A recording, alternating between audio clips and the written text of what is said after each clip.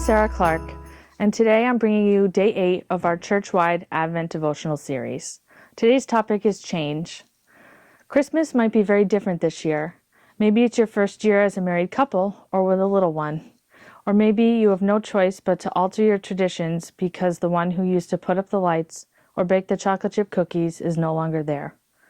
Maybe you live somewhere new, away from family and friends. Transition, even for the good, can leave us feeling unsure and unanchored. Sometimes we don't know where to start or which way to go. In Psalm 119, God's word is described as a lamp to our feet. In moving forward, we can expect only our next few steps to be lit. Why at our feet? Why not on a series of poles to light up the road for several miles?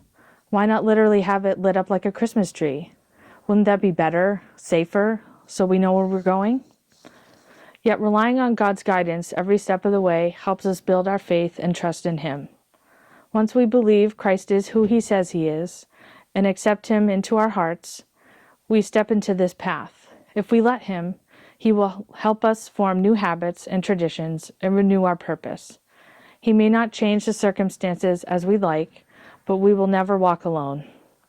Although Christ is changing us, we can rely on Him to be the same yesterday, today, and forever.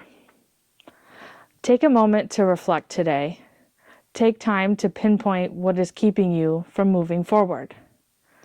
What do you want to change in your life?